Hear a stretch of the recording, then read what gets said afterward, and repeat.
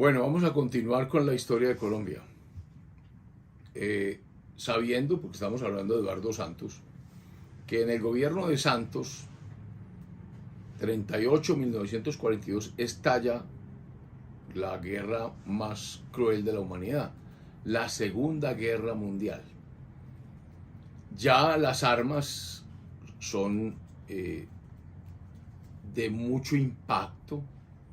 Ya no son los cañones de la Primera Guerra, los hombres ya no están en las trincheras, no es un tema de posiciones, ya existe la aviación con su poder destructor. Lo primero que hace la aviación es debilitar las defensas del enemigo. Empieza como la aviación a cambiar una parte del ejército que es la artillería. La artillería es cuando el ejército se mueve, instala sus cañones, dispara. Ya la aviación tiene aviones en movimiento y tiene bombas. Eso no había ocurrido en la Primera Guerra Mundial. Entonces la destrucción es terrible en Europa. Europa, lo que es Francia, Inglaterra y Alemania, están en absoluta o bajo la destrucción de los bombarderos. Primero de la Luftwaffe, la aviación alemana, sobre Inglaterra, y luego los desquites de la RAF, la Royal Air Force de Inglaterra, sobre Alemania. Entonces eso crea pues un desastre. Y bajo ese gobierno, o bajo esa época, es que está gobernando Eduardo Santos. El presidente de los Estados Unidos es Franklin Delano Roosevelt, que ve con mucha preocupación el avance de Hitler, porque Hitler, que es quien desencadena la guerra, con primero el acuerdo ruso, porque miren los totalitarismos cómo se alían para mostrar esas facetas de unión, esos comunes denominadores de los totalitarismos. Léanse nazismos, léanse fascismos o léanse comunismos. Hay un pacto que es el pacto Molotov ruso, Ribbentrop alemán, cancilleres, en el que resuelven repartirse Polonia y atacan Polonia y se tragan Polonia y avanzaron sobre Polonia. Eso desencadenó la Segunda Guerra Mundial, la invasión a Polonia. Miren cómo Rusia y Alemania, países totalitaristas, fueron los que dieron comienzo a la Segunda Guerra Mundial. No fue el capitalismo occidental, fueron estos dos totalitarismos que quisieron destrozar y repartirse a Polonia. Y antes había un acuerdo entre dos países, Italia y Alemania, el famoso eje Berlín-Roma. Esos son los países del eje al cual se une Rusia para comerse a Polonia. Esa invasión a Polonia, pues, si no estoy mal, fue el 9 de septiembre o 6 de septiembre de 1939 o 1 de septiembre de 1939, desencadena eso porque ya Inglaterra no puede soportar más incumplimientos de Hitler. Recordemos que Chamberlain, para evitar la guerra a toda costa, había aceptado que Hitler se uniera con Austria, el Anschluss, había aceptado que Hitler tuviera un mayor ejército, una aviación, la Luftwaffe, había aceptado eso que estaba prohibido en la Primera Guerra Mundial, había aceptado que Hitler se tomara los Sudetes, esa parte de Checoslovaquia, que no era, se la tomaron los alemanes, alegando que los habitantes de allí eran alemanes y que querían la unión, en fin. Y ahora había dado este paso de comerse a Alemania y hasta ahí llegó Inglaterra. Cambia Inglaterra de gobierno, cae Chamberlain y llega el gran Winston Churchill. Churchill es un político que ya había estado presente en la Primera Guerra Mundial, que no le fue bien en la Primera Guerra Mundial, no fue el primer ministro, pero fue el primer lord del almirantazgo. Y como hubo un problema por allá en la invasión al imperio turco alemán, pues le tocó pagar los platos rotos y Churchill sale de la línea de mando de esa Primera Guerra Mundial, pues hoy es el conductor de Inglaterra y ante Hitler dice que nunca podrá uno arrodillarse ni conversar y les prometió sangre, sudor y lágrimas. Ese fue Winston Churchill. La guerra en los primeros años fue favorable a Hitler porque lo primero que hace Hitler, después de tener protegida a Polonia y protegido el flanco oriental, porque ya Rusia no la atacaría por el pacto Molotov-Ribbentrop, se va sobre Francia, que es su natural enemiga, que alguna vez estuvieron unidos por Carlomagno, por allá en el año 800, pero siempre divididas por el río Rin, o unidas, como dijimos alguna vez en el gobierno de Roosevelt, por la cuenca hidrográfica del Rin. La historia pues de Alemania y Francia es una historia de un par de hermanos que se pelean y se alejan, y hoy son el corazón de la Unión Europea. Vino la invasión a Francia, y esa invasión a Francia fue sorpresiva porque Francia se había preparado para resistir y había montado pues unas defensas, pero no contaba con una nueva arma que tenía el ejército alemán ya muy desarrollado: los tanques de guerra. Tanques de guerra de gran velocidad. Entonces, por un lado entra la aviación, socava las primeras defensas, deja sin efecto zonas aparentemente blindadas, la Luftwaffe en gran cantidad. Göring, que era un héroe de la Primera Guerra Mundial, es el jefe de la Luftwaffe, y entra la Wehrmacht con los tanques de guerra. Son los primeros que entran a gran velocidad por las famosas autopistas que Hitler había diseñado. Hay que tener cuidado con eso. Lo primero que hace Hitler es pensar en grandes carreteras, grandes autopistas para pasar rápidamente a Francia. Fue una operación súper rápida y precisamente por eso nadie fue capaz de pararla. Entonces entra a Francia y de un momento a otro los alemanes están sobre París y los franceses no esperaban esa rapidez y Hitler emplaza su artillería y está dispuesto a destrozar a París. Entonces el gobierno de París se rinde y ahí vienen problemas con Inglaterra porque hubo un tratado entre Francia e Inglaterra de que ninguno se rendiría sin que el otro fuera consultado, porque había una alianza. Los aliados eran los franceses con los ingleses, los aliados tradicionales que habían vencido a Alemania en la Primera Guerra Mundial. Pero estas ya son otras épocas. Ya Petain, el héroe de la Primera Guerra Mundial, el héroe de Verdún, era un anciano, y los ancianos son más débiles, no tienen la claridad de la juventud. Por eso es importante que haya una sana mezcla entre jóvenes que empujen, pero también mayores que atajen. Lo cierto es que el gobierno francés se rinde sin el consentimiento de Inglaterra, que era lo pactado, para que no destruyeran París, y las tropas alemanas entran. Imagínense ustedes la humillación que sintieron todos los franceses al ver desfilar por el Arco del Triunfo, ese arco romano por el que desfilaban antiguamente las legiones romanas vencedoras: Arco de Tito, Arco de Trajano, Arco de Septimio Severo, etcétera, que todavía hoy están en pie, y Napoleón, imitando esa costumbre romana, construye su arco del triunfo cuando venció a Europa en 7 guerras mundiales que hubo en la época napoleónica.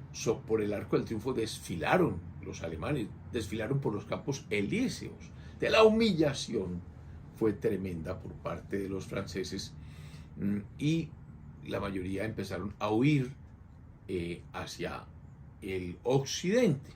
Alemania le permite a Francia tener un gobierno en una ciudad que se llamaba Vichy, y por eso llamó el gobierno de Vichy, y comenzó lo que llama la historia el colaboracionismo, y eso para los franceses fue muy doloroso, porque todo aquel que hoy se considera que hizo parte de esa colaboración con Alemania es tachado históricamente por traidor. Todo aquel que haya, las mujeres, por ejemplo, que estuvieron, que salieron, que bebieron con soldados alemanes, fueron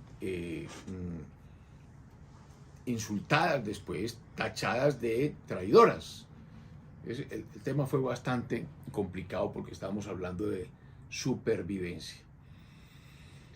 Entonces estos primeros años, año 39, año 40, año 41, pues fue lo que le tocó a Eduardo Santos, que fue la peor parte, porque era como el auge del totalitarismo, comunistas, fascistas y nazistas, unidos todos a una. ¿Qué pasó? ¿Por qué ese distanciamiento posterior del comunismo? Porque Hitler, después de la rendición de Francia, pues tenía Inglaterra. Estados Unidos no había entrado en la guerra. Entonces su gran enemigo era Inglaterra. Y entonces vuelca toda su Luftwaffe, toda su fuerza aérea, porque Inglaterra es una isla, sobre Inglaterra, para presionar a la población civil, de manera que la población civil exija la paz, como ya lo había logrado con Chamberlain, la población civil presionando la paz, pero ya el ministro era Winston Churchill, sangre, sudor y lágrimas. Y vienen los bombardeos terribles sobre Londres. Pues Londres no se rindió, ya era otro el líder. Londres no se rinde y la batalla de Inglaterra la gana Inglaterra, soportando obviamente que hubo ya incursiones aéreas de los ingleses sobre ciudades alemanas, y la población civil alemana también sufrió esos bombardeos. Se habla, por ejemplo, de un bombardeo terrible en Dresde, uno de los famosos bombardeos. Lo cierto es que pasa algo muy curioso, y es que Hitler copió a Napoleón. Si nos vamos a Napoleón, 100 años antes, 1812, 1815 o 140 años antes, Napoleón vence a toda Europa y luego ataca a Inglaterra.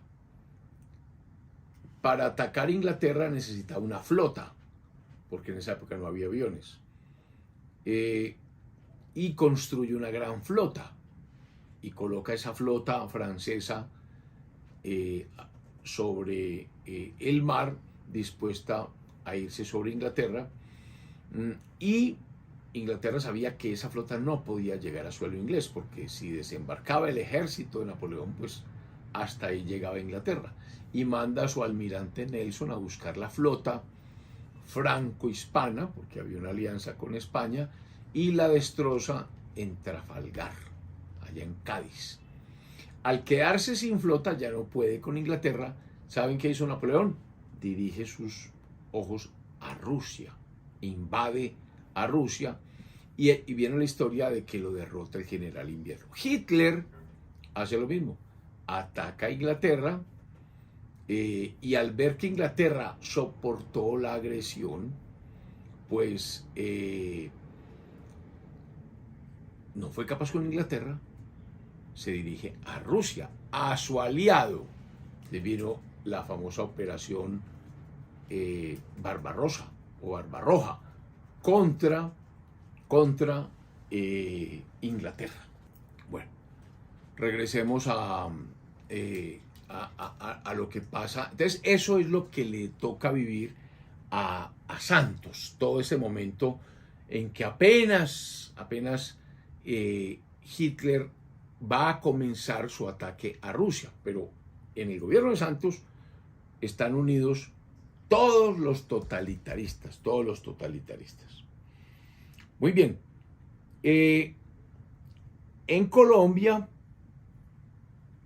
está Gaitán, que se educó en Italia, que había sido seducido por las teorías de Mussolini, que se interesaba por el fascismo, por el socialismo que había dentro del mismo. Eduardo Santos inicialmente estuvo cercano a las tesis de la República Española, pero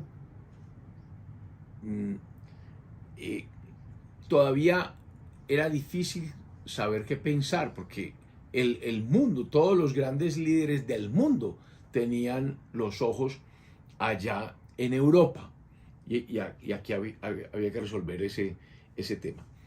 ¿Qué le pasa a Eduardo Santos también? ¿Qué le ocurre a Eduardo Santos? Recordemos que Eduardo Santos había garantizado la paz para que los partidos tradicionales pudieran enfrentarse en las votaciones, en las elecciones, y le había garantizado a Laureano Gómez y a estos que podían hacerlo. Pues miren lo que pasó el 8 de enero de 1939, casi 6 o 7 meses después, o 8 meses después de que Santos entraba al gobierno. El 8 de enero de 1839, en el municipio de Gachetá, Cundinamarca, hay unos manifestantes conservadores. Recordemos que el gobierno es liberal, desde Olaya Herrera, López Pumarejo, ahora Eduardo Santos, y hay una manifestación de habitantes conservadores. Y esa manifestación llega a un enfrentamiento con la policía. La policía es liberal, todavía la policía es designada por el alcalde. Pues el resultado de ese enfrentamiento es 8 muertos, 18 heridos. Eso fue un desastre. 8 muertos, 18 heridos.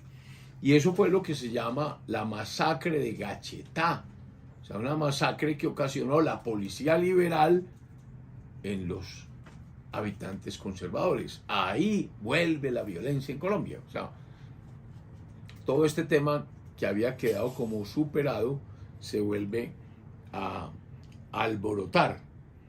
Y un conservador, director, que lo hemos mencionado ya, de Caldas, Aquilino Villegas, publica un artículo que llamó La Acción Intrépida. Y miren lo que dijo ese artículo. Si la convivencia es imposible porque la chusma liberal logra espantar al gobierno del señor Santos y obligarle a replegarse con sus ideas de respeto por los derechos de los conservadores, no nos queda más recurso que el derecho natural de la propia defensa, llamando a la legítima defensa. Porque si la policía no protegió a los conservadores, si la policía misma los atacó, está llamando a la legítima defensa. ¿Quién discute eso? Mire cómo sigue el artículo de Aquilino Villegas.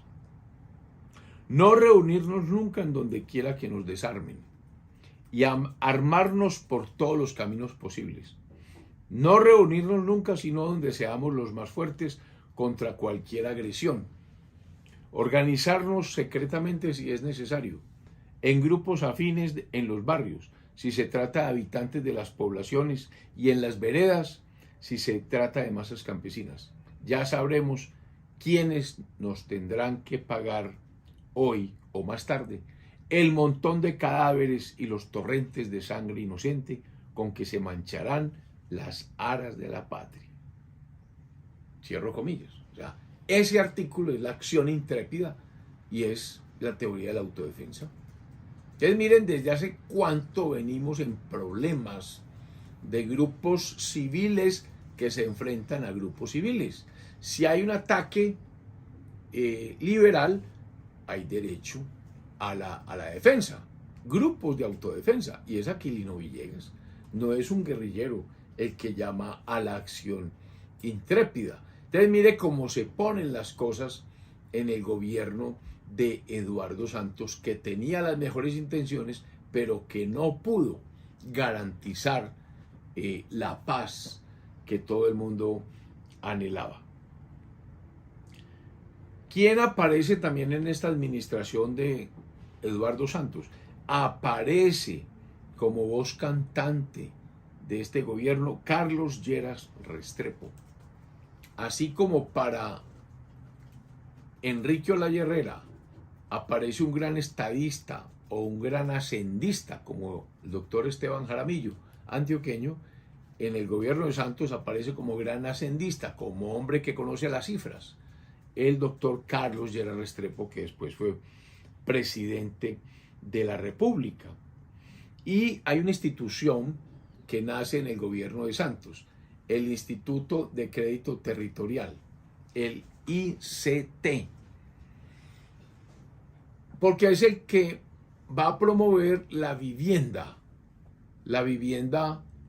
de personas que no son grandes capitalistas, la vivienda de escasos recursos, pero ubicados en buenos barrios.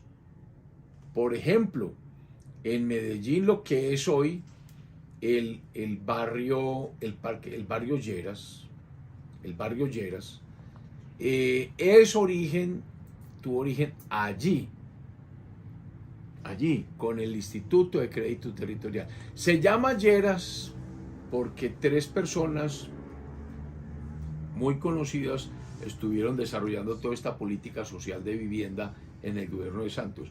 Y uno de ellos, llamado don Julio Lleras, no se refiere ni a Alberto Lleras Camargo, ni a Carlos Lleras Restrepo, se refiere a don Julio Lleras, a don Manuel Mejía y a don Luis Ángel Arango, que la biblioteca más importante del país tiene el nombre de Biblioteca Luis Ángel Arango. Entonces, ese Parque Lleras, esas casas construidas alrededor de lo que conocemos como el Poblado, es construido por el Instituto de Crédito Territorial, que después hizo lo que llamamos el barrio Tricentenario, que si no estoy mal también hizo parte del barrio Carlos R. Restrepo, del barrio San Joaquín, etcétera. Todos estos barrios interesantes para la historia de la ciudad. Podríamos decir que el gobierno de Santos, y lo dice un historiador, que es el doctor Germán Arciniegas, historiador y literato, podríamos decir que el gobierno de Santos fue como una democracia ilustrada si se mira el gabinete. Por ejemplo, el ministro de gobierno era Carlos Lozano y Lozano, que era un gran estudioso de Nicolás de Maquiavelo. Estaba el profesor Luis López de Mesa, antioqueño, y estaba nada más y nada menos que el doctor Carlos Lleras Restrepo, que también era un hombre bien culto, que tiene varios libros, que le conozco yo de historia de Colombia, tal vez 3 tomos, y una crónica, además crónicas de mi propia vida, como en 7 u 8 tomos. Ese es Carlos Lleras Restrepo. Pero hablemos un poco de la propaganda nazi para regresar a donde habíamos dejado la vez pasada. La propaganda nazi ha calado en muchos gobiernos, porque los primeros años fueron de victoria en victoria. O sea, el año 39 el año 40, el año 41, yo diría que hasta el año 42. O sea, los 4 primeros años de la guerra fueron en favor de los nazis. O sea, todo el mundo pensaba que podían ganar la guerra. Imagínense donde eso hubiera pasado. Entonces, muchos países se dejaron infiltrar o influir por esas teorías nazis, esa teoría de la raza aria, de la superioridad, y se cometieron horrores. La persecución a los judíos, por ejemplo, porque los consideraban que no eran raza aria, y evidentemente no eran una raza aria.